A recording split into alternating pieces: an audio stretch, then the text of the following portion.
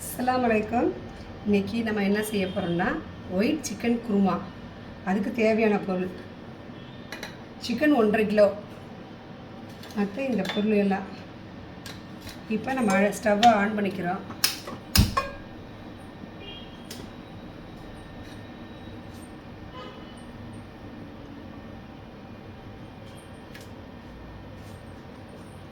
எண்ணெய் ஊற்றிட்டு எண்ணெய் சூடு ஏறினோடனே பட்டை, ஏலக்காய், கிராம்பு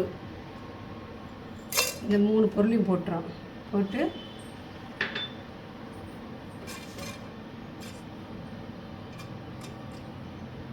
லேசாக பொரியிட்டோம்.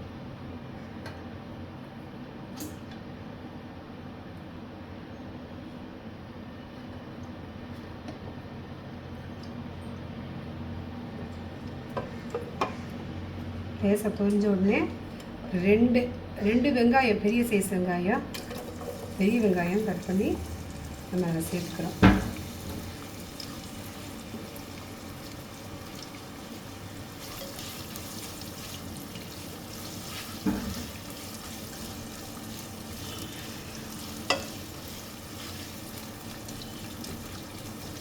இது கொஞ்சம் நல்லா வதங்க விடுறோம். நம்ம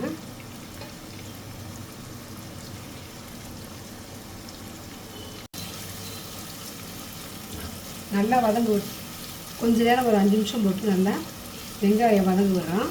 வதங்க விடுறதுக்கு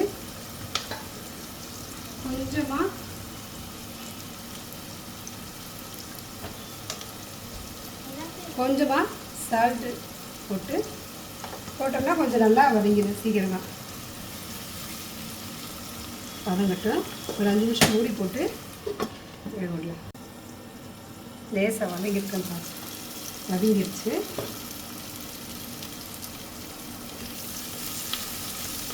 கொஞ்சமாக வதங்கி வந்துடுச்சு. வதங்கி வந்தோடனே கொஞ்சமாக கருவேப்பிலை, 2 இருக்கு கருவேப்பிலை போட்டு அந்த வாசனைக்கு நல்லா வதங்கணும். நன்றி. கட்டுறேன். நல்லா வதங்க விட்டோன்னே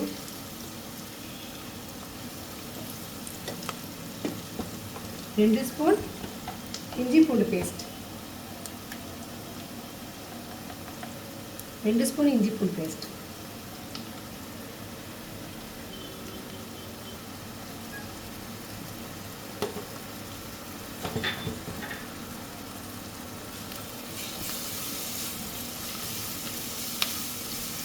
நல்லா வதங்க விடணும்.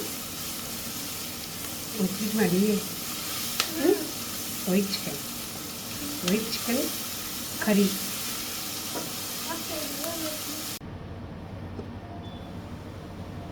இஞ்சி பூண்டு பேஸ்ட்டு 5 நிமிஷம் நல்லா வதங்கிடுச்சு. அடுத்து நம்ம இந்த இதுக்கு உரப்பு எதுவும் சேர்க்க போகிறதில்ல.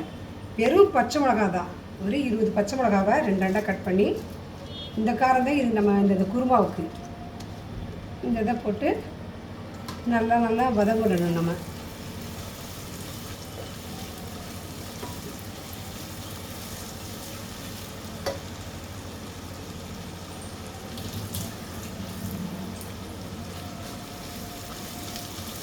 இது நல்லா அதில் அப்படியே மசிஞ்சிற மாதிரி வதங்கிடும்.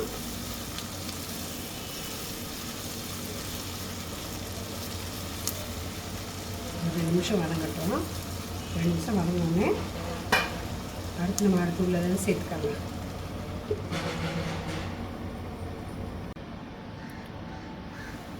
அடுத்து ஓப்பன் பண்ணி பார்த்தா நல்லா வதங்கிடுச்சு. பச்சை மிளகா, இஞ்சி பூண்டு பேஸ்ட்டு இதெல்லாம் நல்லா வதங்கிடுச்சு. வெங்காயம் எல்லாமே. ஒரு குட்டி தக்காளி ஒரே ஒரு தக்காளி ஒன்று போட்டு அதை நல்லா வதங்க விடுறோம். நல்லா வதங்கிக்கணும். இதெல்லாம் நல்லா வதங்கினாக்கே அது ஒரு டேஸ்ட்டாக இருக்கும். காரம்லாம் சிக்கனில் போய் நமக்கு சேரும். உப்பு எல்லாம் போட்டு நல்லா வதங்கிடுச்சு.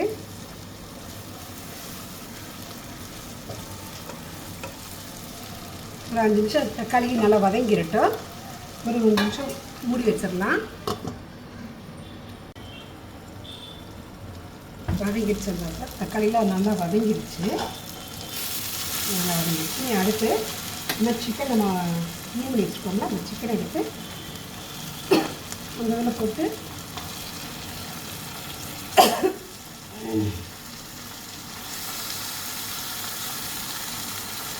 1.5 கிலோ சிக்கனை போட்டுக்கணும்.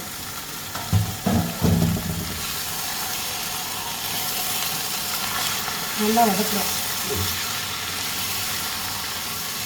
மசாலா இதெல்லாம் நல்லா இதாகிற மாதிரி ஒரு 5 நிமிஷம் அதை போட்டு இந்த இதிலேயே வதக்குறோம். நல்லா வதக்குறோம். இதுக்கு தேவையான அளவு உப்பு சேர்த்துக்கிறோம்.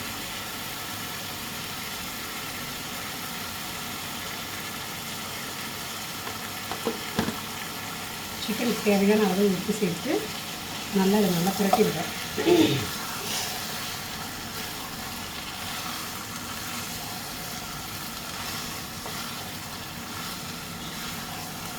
நல்லா கொஞ்சம் வேகட்டும். இதுக்கு அடுத்த பொருள் அரை முடி தேங்காய், 10 முந்திரி பருப்பு நல்லா வலுவலுண்டு ஃபைன் பேஸ்ட்டாக வச்சுக்கிறோம். இது கொஞ்சம் வேகட்டும். இந்த உடனே இப்போதே கொஞ்சம் வெந்து வருது, பார்க்கும்போது உங்களுக்கு தெரியும்.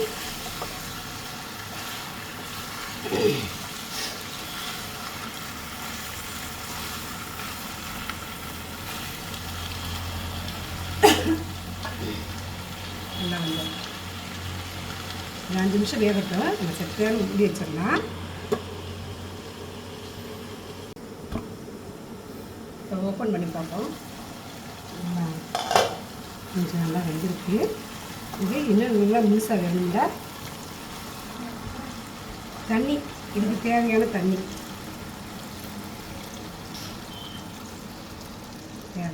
ஊற்றி நல்லா நம்ம வேக வரும். ஒரு 15 நிமிஷம் 20 நிமிஷம் கொஞ்சம் நல்லா வேக விட்டோம்னா தண்ணி இதுக்கு தேவைப்படும். தண்ணி வேக விடணும். சேர்த்து மூடி வச்சு ஒரு 15 நிமிஷம் வேகட்டும்.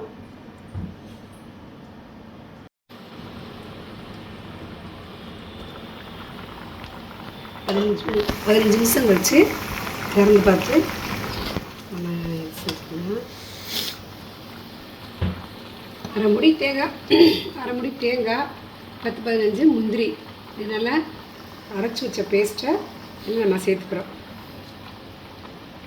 இதுக்கு வந்து காரம் எதுவும் தேவையில்லை. நம்ம குழகலப்புக்கு இந்த முந்திரி பருப்பு, தேங்காய் இதே நம்மளுக்கு இதாயிரும். பச்சை மிளகா நல்லா காரமாக எல்லாம் நல்லா இதாயிரும்.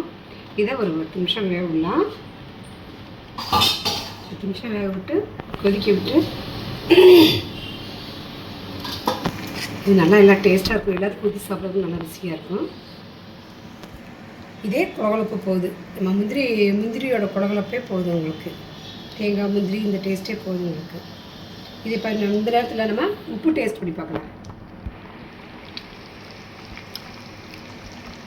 இது எல்லாம் கரெக்டாக இருக்கும். உப்பு உரப்பு எல்லாம் கரெக்டாக இருக்குது. இது நல்லா கொதிச்ச உடனே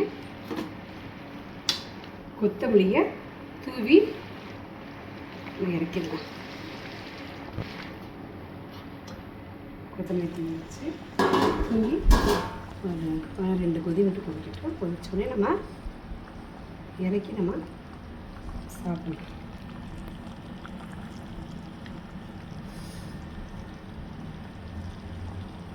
ஒரு நிமிஷம் வேணும்.